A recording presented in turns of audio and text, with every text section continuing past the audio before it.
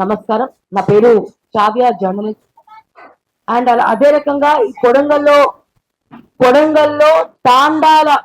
తాండాలకు pharma కంపెనీలు వస్తున్నాయని చెప్పి నాకు డాక్టర్ వెంకటేష్ అన్న ద్వారా తెలిసింది. సో మొట్టమొదటిగా అక్కడికి వచ్చి అక్కడ ఉన్నటువంటి సమస్యలన్నీ కూడా నేను తెర మీదకి చూపించడం జరిగింది. చాలా గర్వపడతా ఉన్నాను.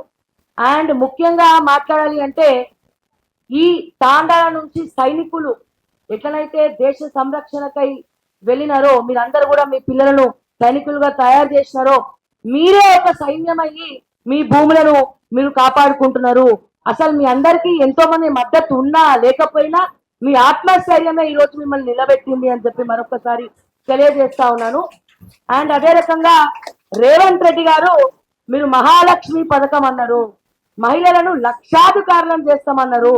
కానీ నేను ఒక్కటే చెప్తా ఉన్నా, మీరు మహిళలందరినీ లక్షాధికారులను చేయడం తర్వాత ముందుగా కక్ష సాధించడము కక్షాధికారాల నుంచి బయటపడేయండి అని చెప్తా ఉన్నా. ఈ రోజున ప్రతి మహిళ యొక్క భర్త, అంటే ముఖ్యంగా లగచర్ల విషయానికి వస్తే వాళ్ళ ఇంట్లో ఉన్నటువంటి భర్తలు లేకపోతే పిల్లలు ఎవరో ఒకరిని మీరు తీసుకుపోయి 72 మంది మీద కేసు పెట్టి అక్రమంగా అరెస్ట్ చేయడం జరిగింది. మరి ఇట్లనే మీరు ప్రతిదీ కూడా ప్రశ్నించే గొంతుక అని ప్రతిసారి మాట్లాడుతూ ఈ రోజున ఎమ్మెల్యే కాదు ముఖ్యమంత్రి పీఠం మీద కూర్చున్నారు.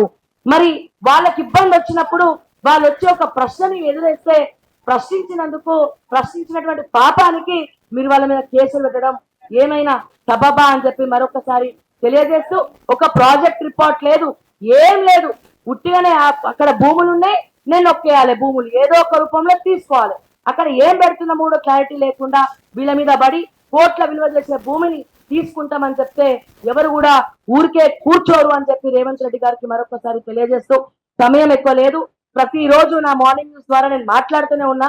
సో కొత్తగా మాట్లాడేది ఏం లేదు. కాకపోతే ఓకే టీవీ తరపున ఎక్కడికైనా సరే వీళ్ళ తరపున సిద్ధంగా ఉన్నాం కొట్లాడడానికి అని చెప్పి మరొకసారి నా ఛానల్ మద్దతును తెలియజేస్తూ థ్యాంక్ యూ సో మచ్.